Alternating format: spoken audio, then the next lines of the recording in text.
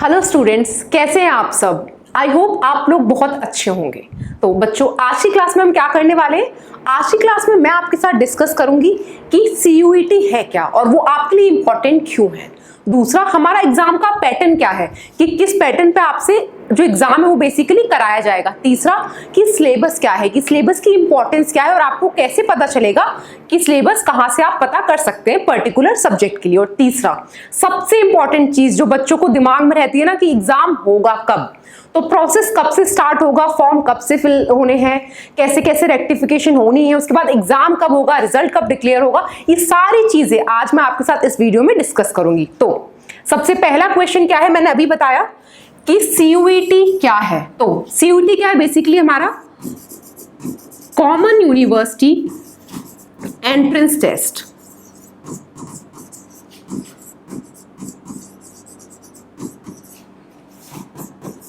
ठीक है, ये हमारी फुल फॉर्म है। सीयूईटी की एक एग्जाम है, कौन कंडक्ट कराता है इसको, कंडक्टेड बाय एनटीए, जो हमारी नेशनल टेस्टिंग एजेंसी है ना, एनटीए, वो इसको कंडक्ट कराती है।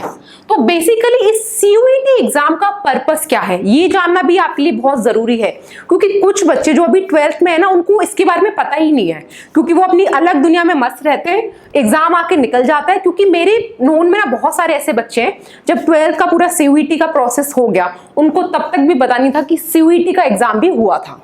तो ठीक है, तो ये हमारा एग्जाम है common university entrance test, conduct कौन कराता है, एनटीए। तो इसका पर्पस क्या है बच्चों, इसका पर्पस है कि जो आपको अगर किसी अच्छी यूनिवर्सिटी में एडमिशन लेना है, जो डीम यूनिवर्सिटीज होती है हमारी, कुछ जो एफिलिएटेड यूनिवर्सिटीज होती हैं, कुछ सेंट्रल यूनिवर्सिटीज होती हैं, तो उसके लिए अब क्या होगा, एक कॉमन एंट्रेंस होगा आपसे। ठीक है, तो उसी के बेसिस पर आपको वहां पर एडमिशन मिलेगा। तो ये इसकी बात होगी। उसके बाद हम बात करेंगे नेक्स्ट, मैं आपको पैटर्न बता दूं एक बार, उससे पहले एक छोटी सी चीज बताना चाहती हूँ।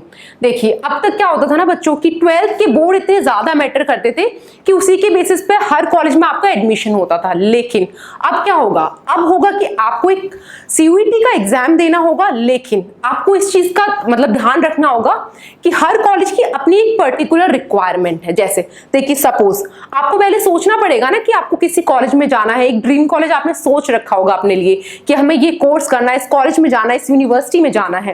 तो आपको सारी चीजें पता होनी चाहिए, क्योंकि अब से क्या होगा, आप एग्जाम तो देंगे ही, लेकिन हर जो कॉलेज होता है ना आपका, उसकी एक पर्टिकुलर रिक्वायरमेंट होगी, उसको भी आपको ध्यान में रखना पड़ेगा। ऐसा नहीं कि आपने यूनिवर्सिटी कॉमन यूनिवर्सिटी एग्जाम दिया और सीधे आपकी एंट्री कॉलेज में हो गई, नहीं हो सकता है। जैसे सपोज मैं एक एग्जांपल दूं अगर आपको छोटा सा, सपोज अगर आपको डीयू में एडमिशन लेना है, फिजिक्स केमिस्ट्री, मतलब अगर आपको फिजिक्स ऑनर्स करना है सपोज, तो आपको क्या करना होगा, एक लैंग्वेज का एग्जाम देना होगा, और वो लैंग्वेज कौन सी होगी, इंग्लिश। ठीक है, एक आपको लैंग्वेज का एग्जाम देना होगा, प्लस उसके बाद का होगा आपको 3 एग्जाम देने होंगे, जो आपका कॉम्बिनेशन होता है ना, पीसीएम, फिजिक्स केमिस्ट्री मैथ्स, ये तीनों एग्जाम आपको देने होंगे। फिर उसके बाद एक जनरल टेस्ट होता है, तो ये भी आपका इसमें कवर होगा। यानी आपको टोटल कितने एग्जाम देने होंगे, 3 4 1 5, टोटल 5 पेपर आपको देने होंगे अगर आपको फिजिक्स ऑनर्स करना है डीयू के किसी कॉलेज से। ठीक है, ये इसकी रिक्वायरमेंट हो गई। लेकिन जैसे हमारा बीएचयू हुआ, जेएनयू हुआ, हर कॉलेज की अपनी अपनी अलग रिक्वायरमेंट है। जैसे हो सकता है कि अगर आप बीएचयू से करने जाए तो आपको जनरल टेस्ट ना देना हो, क्योंकि वहां पर ये कंपल्सरी नहीं है। ठीक है, तो आपको क्या ध्यान में रखना है, कोई अगर आपने ड्रीम कॉलेज सोचा है अपना, तो आपको पर्टिकुलर कॉलेज की रिक्वायरमेंट का भी पता करना होगा, ताकि उसी के अकॉर्डिंग आप फॉर्म फिल करें कि आपको किस किस डोमेन का भरना है, किस लैंग्वेज का भरना है, कौन कौन से एग्जाम्स देने हैं। ठीक है, तो अब हम बात करेंगे नेक्स्ट सेक्शन में कि इसका पैटर्न क्या है, क्योंकि भैया एग्जाम का पैटर्न ही अगर आपको नहीं पता होगा तो एग्जाम दोगे कैसे।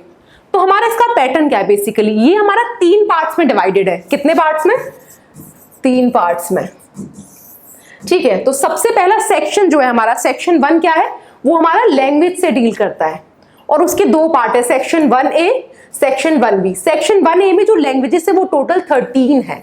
ठीक है, और सेक्शन 1B में हमारी 20 लैंग्वेजेस हैं, यानी टोटल 33 लैंग्वेजेस आपकी हैं जो लैंग्वेज वाले सेक्शन में कवर होती हैं। वो आपकी इंग्लिश होगी, हिंदी होगी, संस्कृत होगी, गुजराती, असमीज और भी एक्सेट्रा, मतलब बहुत सारी जो लैंग्वेजेस है वो सारी इसमें कवर होंगी। ठीक है, तो टोटल नंबर ऑफ क्वेश्चंस कितने होंगे, तो आपका कोई भी लैंग्वेज का एग्जाम होता है तो टोटल नंबर ऑफ क्वेश्चंस होंगे 40।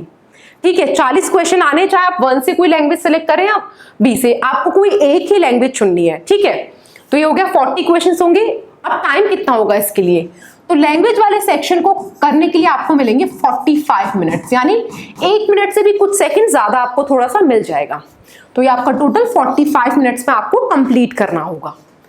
हमारा नेक्स्ट सेक्शन क्या है, सेक्शन 2 है हमारा डोमेन स्पेसिफिक सब्जेक्ट्स, यानी बेसिकली जो आपका सिलेबस है ना, ये पूरा एनसीईआरटी वाला है। जब मैं डोमेन की बात कर रही हूँ, ये स्पेसिफिकली मेंशन्ड है कि जो भी आपका एनसीईआरटी वाला सिलेबस है वही आपके सीयूईटी डोमेन एग्जाम में पूछा जाएगा।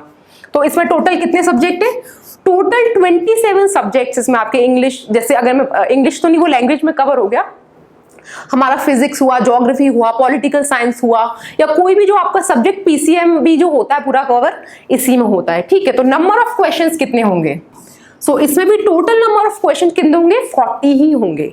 लेकिन इसमें थोड़ा सा एक चेंज है बच्चों। ठीक है, इसमें जो आपको टाइम मिलेगा ना, जैसे कुछ सब्जेक्ट क्या है ना, वो कैलकुलेटिव होते हैं। जैसे आप अगर सपोज करें पीसीएमबी जो हमारा होता है थोड़ा सा ट्रिकी होते हैं, अकाउंटिंग हो गया हमारा, तो उसमें थोड़ा सा हमारे कैलकुलेटिव होते हैं, थोड़ा टाइम ज्यादा लगता है। तो अगर 6 सब्जेक्ट्स को छोड़ दें जिसको हमें 60 मिनट लगेंगे करने के लिए, बाकी सारे जितने भी एग्जाम है ना उसमें हमको 45 मिनट्स मिलेंगे। यानी ये 2 पार्ट्स में आप मान के चलिए कि जो कैलकुलेटिव एग्जाम्स है, जैसे मैथ्स हुआ हमारा अकाउंटिंग वाला हुआ, उसके लिए आपको 60 मिनट मिलेंगे। लेकिन अगर जैसे आपका हिस्ट्री है, ज्योग्राफी है, पॉलिटिकल साइंस है, तो उन सब सब्जेक्ट्स के लिए आपको 45 मिनट्स मिलेंगे बस। ठीक है, नेक्स्ट हमारा सेक्शन 3 क्या है, सेक्शन 3 है हमारा जनरल टेस्ट का। तो इसमें टोटल नंबर ऑफ क्वेश्चंस होंगे 50, यानी 60 में से आपको 50 क्वेश्चन करने हैं टोटल, और इसके लिए टाइम कितना मिलेगा आपको, 45 मिनट्स। ठीक है, 45 मिनट्स में आपको ये क्वेश्चंस कंप्लीट करने हैं। और इसका सिलेबस क्या है, बेसिकली आपको नाम से भी समझ आ रहा होगा कि जनरल टेस्ट में बहुत जनरल चीजें आपसे पूछी जाएंगी। जैसे आपका हुआ जनरल अवेयरनेस वाला सेक्शन हुआ, करंट अफेयर्स हुए थोड़े इंपॉर्टेंट वाले, लॉजिकल रीजनिंग हुआ, थोड़ा सा एप्टीट्यूड आपका जो वो चेक करेंगे इस एग्जाम के थ्रू। तो देखिए ये हमारा पैटर्न था, बहुत ईजी वे में मैंने आपको समझाने की कोशिश की है कि अगर आपको किसी अपने ड्रीम कॉलेज में जाना है तो आपको ये याद रखना होगा कि उस कॉलेज की रिक्वायरमेंट क्या है। आपको अगर वहां पर एडमिशन लेना है किसी पर्टिकुलर कोर्स में, तो ये आपके 3 सेक्शन थे। ठीक है, चलिए आगे बढ़ते हैं। तो बच्चों अब बारी है आज की इस वीडियो की सबसे ज्यादा इंपॉर्टेंट पार्ट की, बारी है हमारी टेंटेटिव डेट्स जानने की। देखिए एग्जाम हो रहा है तो बच्चों को एक्साइटमेंट होती है ना बड़ी कि भैया प्रोसेस कब से स्टार्ट होना है। तो हमारा इसका प्रोसेस कब से शुरू होना है, रजिस्ट्रेशन स्टार्ट होने वाले हमारे फर्स्ट वीक ऑफ फेब से। ठीक है, उसके बाद है हमारा रजिस्ट्रेशन की लास्ट डेट क्या रहेगी, लास्ट वीक ऑफ मार्च में क्लोज हो जाएंगे। लेकिन जो फीस की डेट है ना, कि आप लास्ट डेट जो फीस भर सकते हैं अपना एग्जाम की, वो है मार्च, लास्ट वीक ऑफ मार्च। ठीक है, उसके बाद देखिए बच्चे फॉर्म भर देते हैं, लेकिन होता है ना बचपना तो सबके अंदर होता है, तो जल्दी जल्दी में कभी कभी ना कुछ गलतियां कर देते हैं फॉर्म में। हो सकता है जैसे आपने अपने नाम में कुछ गलती कर दी हो, या कुछ और चीजों में थोड़ी सी मिस्टेक हो जाती है, तो उसके लिए आपको एक करेक्शन विंडो भी दी जा रही है। मतलब इतनी ज्यादा फ्लेक्सिबिलिटी आप लोगों के लिए रखी गई है एग्जाम में कि अगर कुछ गलती भी हो जाए तो आप उसको चेंज कर सकते हैं बाद में। तो फर्स्ट वीक ऑफ अप्रैल में रजिस्ट्रेशन बंद होने के बाद आपकी ये रेक्टिफिकेशन विंडो ओपन होगी। ठीक है, उसके बाद क्या होगा, सारी चीजें हो जाएंगी। फिर अपना गवर्नमेंट भी जो एजेंसीज अंदर कुछ कुछ करती रहती है ना कि भैया कब से स्टार्ट करना है, वो क्या करेंगे, एक दिन आएंगे और बोलेंगे अब आपकी वो क्या है, मतलब एग्जाम सिटी हम अनाउंस कर रहे हैं कि आपका इस दिन मतलब एग्जाम है या क्या है, कहां पर होना है। तो एक कब होगा, फर्स्ट वीक ऑफ मई, यानी मई से बेसिकली आप मान लीजिए जो आपका प्रोसीजर था, जो प्रोसेस था रजिस्ट्रेशन का, वहां से आपकी जर्नी और आगे बढ़ेगी, यानी एग्जाम्स की डेट अनाउंस हो जाएंगी। उसके बाद एडमिट कार्ड आएगा, कब आना है आपका, 2nd या 3rd वीक ऑफ मई में आप मान लीजिए डेट्स अनाउंस होंगी कि आपकी सिटी ये है। उसके बाद आपको डेट्स भी बता दी जाएंगी।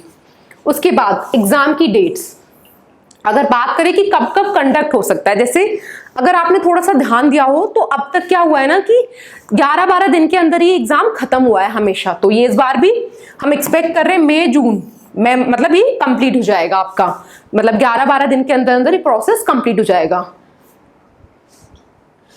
ठीक है, तो रिजर्व डेट जो है एग्जाम की, देखिए एग्जाम डेट अगर हम मान रहे हैं मई जून के बीच में होना है, लेकिन ऐसा नहीं है ना कि पूरे महीने एग्जाम चलेगा। तो जो रिजर्व डेट है कुछ जो मानी जा रही है कि इससे इसके बीच में, जैसे अगर फॉर एग्जाम्पल 21 मई से 31 मई के बीच में आपका एग्जाम हो जाएगा, ऐसा मैं टेंटेटिवली आपको सिर्फ बता रही हूँ। तो यानी फर्स्ट वीक ऑफ जून में ऐसा हम मान सकते हैं।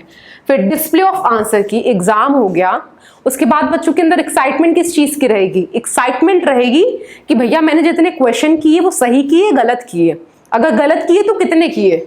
तो वो आपकी आंसर की कब आएगी? First week of July. यानी पेपर जब जून में खत्म हो जाएगा तो फर्स्ट वीक ऑफ जुलाई में आपका जो आंसर की है बेसिकली वो रिलीज कर दी जाएगी, ताकि आप अपने क्वेश्चंस को मैच कर सके। फिर आपका काम वहां खत्म हो जाएगा। अभी लास्ट काम जो डिक्लेरेशन ऑफ रिजल्ट क्या है, वो अब एनटीए वालों का काम है कि आपका रिजल्ट डिक्लेयर करें। तो वो कब होगा? जुलाई 2024 में चीजें पूरी आपके सामने आ जाएंगी कि आपके कितने मार्क्स आए हैं, बेसिकली आपने कितना स्कोर किया है और आप कहां कहां पर एडमिशन लेने के लिए एलिजिबल हैं। ठीक है, और एक छोटी सी चीज और मैं आपको बता दूं कि देखिए एग्जाम तो आप दे रहे हैं, हर कॉम्पिटिटिव एग्जाम में जनरली नेगेटिव मार्किंग जरूर होती है। तो इस चीज का ध्यान आप रखेंगे कि मार्किंग स्कीम क्या है इसकी।